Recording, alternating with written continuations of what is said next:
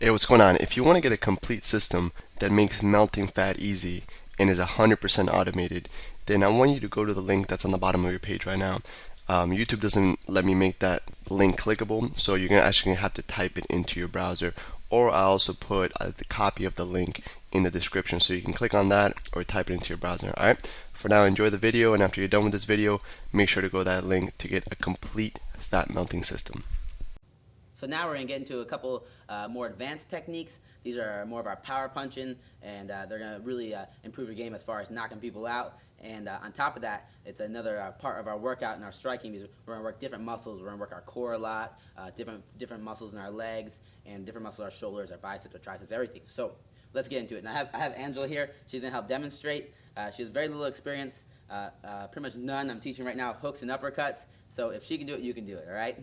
So we're going to get into our hooks and uppercuts. So when we throw, the first one we're going to learn is our left hook, okay, or our lead hook. So if you're an orthodox fighter like me, where you stand with your right hand back, right foot back, your lead hook is your left hand. So that's your lead. If you're a southpaw, where you're naturally left-handed, your lead hook is your right hand.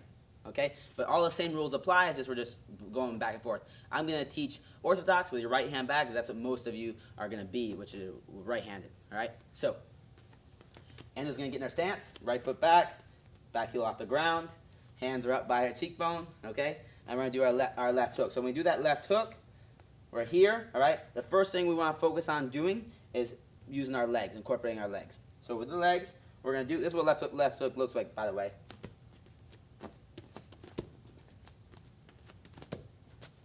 All right, very simple. So left hook, we want cheekbone level, elbows down.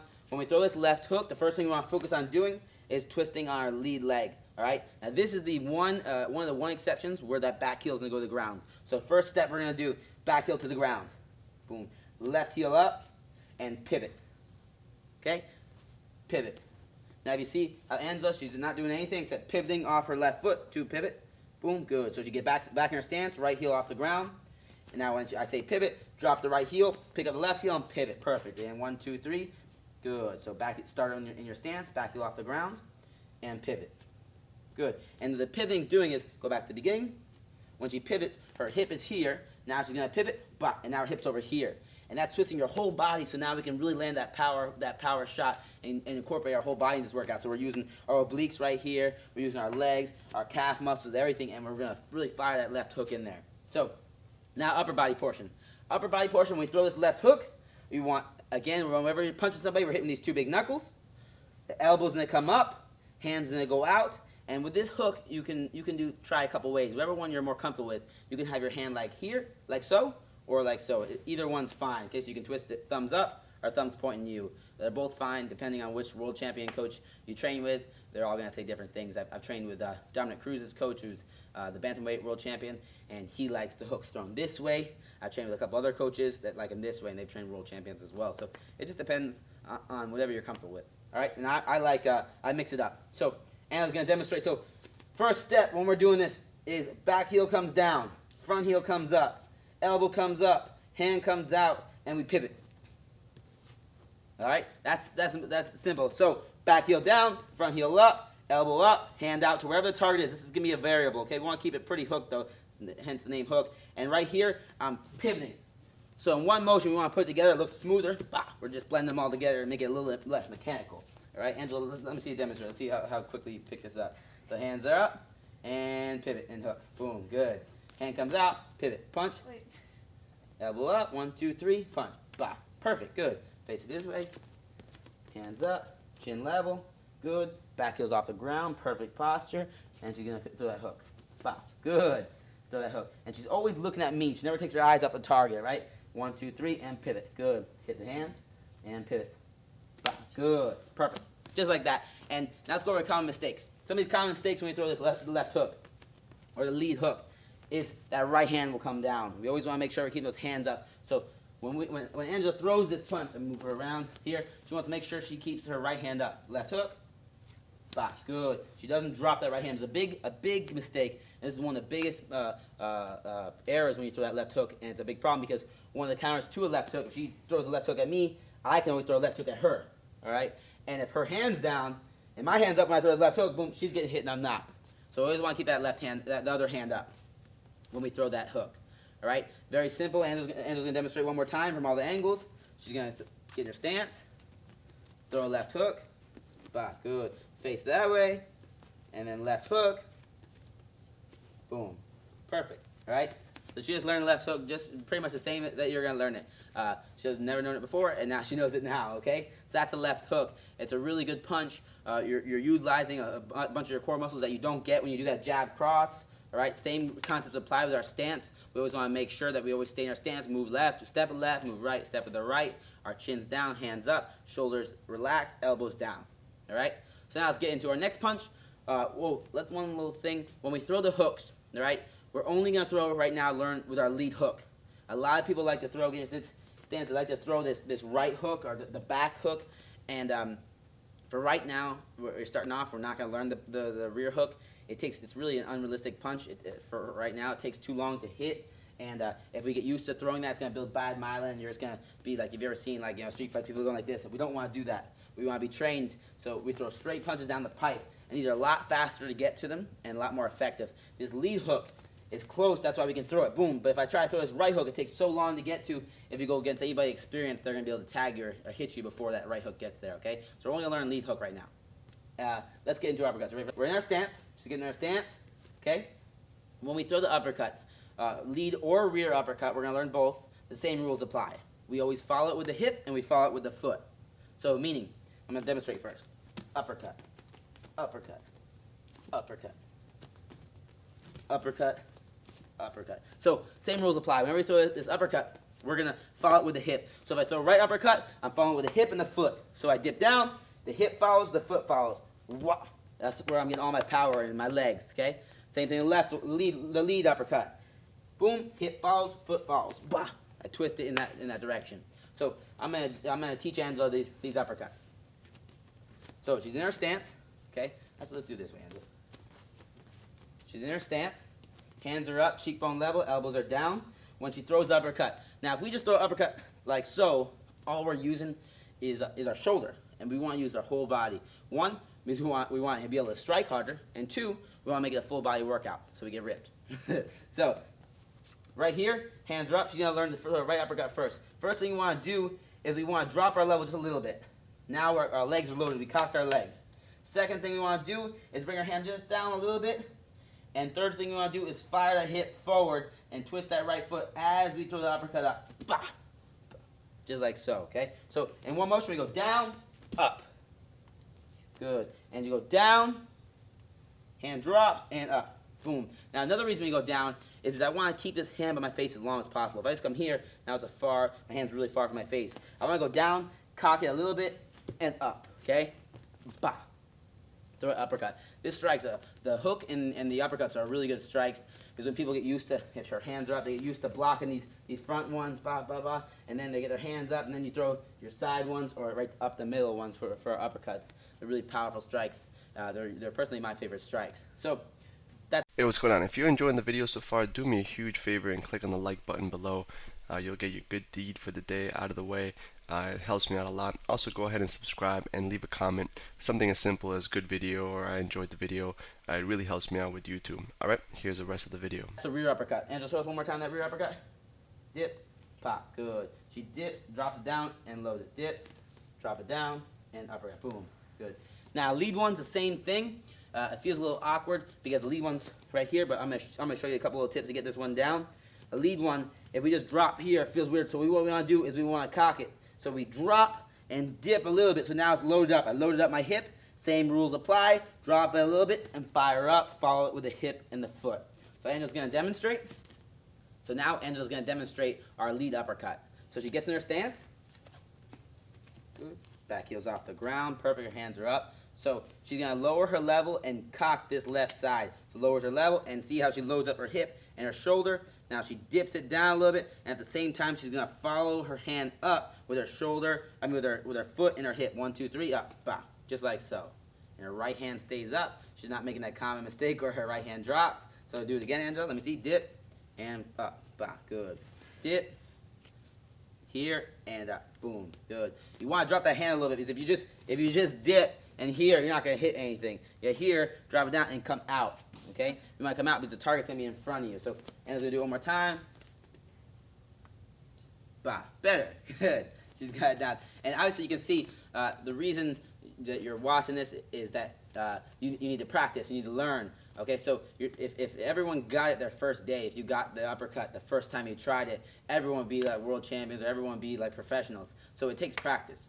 You're learning it today. You're gonna get it down really well, but then tomorrow's gonna be even better, and the next day it's gonna be even better, and 2 months from now you're gonna have it like a pro. But you don't learn everything like a pro the first day. That's why you're watching this. That's why you're gonna practice, and you have to build that myelin up. All right. Even though you see it and you understand all the little details, your body and the muscles they don't know how to work properly to get this done. So you're gonna teach your body how to do it, and eventually it's gonna be instinctual. You know, somebody tells me to throw a cross, now I can throw it. Angela, we just did the jab cross last time. Angela, let me see that right uppercut. She's gonna throw a better right uppercut than she did last time. All right. So the right uppercut here, she's gonna dip down and pop it off. Bah. Perfect. All right. Now you see that little common mistake she made. Do that uppercut. She wants to keep this hand up. All right. The big mistake is we drop our hands when we throw these uppercuts, or we throw a jab across or anything. So she dips down again, right uppercut, boom, perfect. Okay. So that's our left uppercut, our right uppercut, and our left hook, or our lead hook. So we got lead, uppercut, rear uppercut, and lead hook. These are really dynamic strikes. If we're in our stance, I'm boxing Angela right now. I got my straight punches now because we learned our jab cross. I have my uppercuts, I have my hooks, boom. So we can mix it up now. It's a lot harder game for other people to stop. And on top of that, we have a more dynamic game, so we can use our full body and get a full body workout every time we do these things. So we're working in all areas of our abs, all areas of our legs, all areas of our shoulders and our arms, our biceps, our triceps, everything. All right.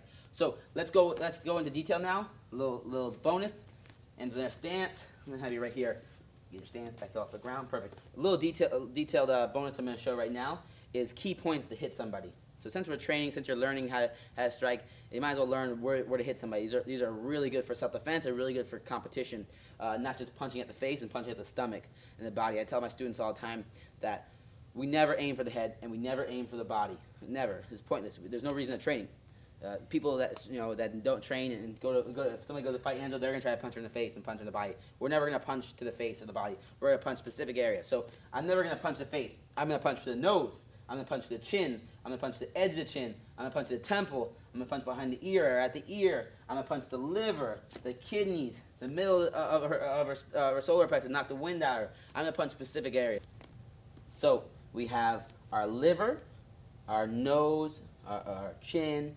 Temple, all these places. So the nose is one of the key places we're going to attack. If you hit the nose, when you hit the nose, it's going to make your eyes water. If you break it with our jab, our cross, our hook, or uppercut, any of those, it's going to do a lot of damage, and it swells up so they can't see. Second place we have is the chin. Chin knocks people out really easily. And one of the reasons is it's a real high leverage point to hit, and what happens is it's your bones connects over here, and it acts like it hits, and it causes your brain to rattle inside, and that's how people get knocked out. Your brain sits inside liquid, and then there's a skull, and if your brain gets hit so hard that the brain goes through the liquid and hits the skull and bounces back, that's how you get knocked out. And the chin's one of the key places you want to hit to knock somebody out. So we want to aim for the edge of the chin. We want to aim for the eyes. If we can hit somebody with 2 knuckles in the eyes, it's going to blind them in that eye.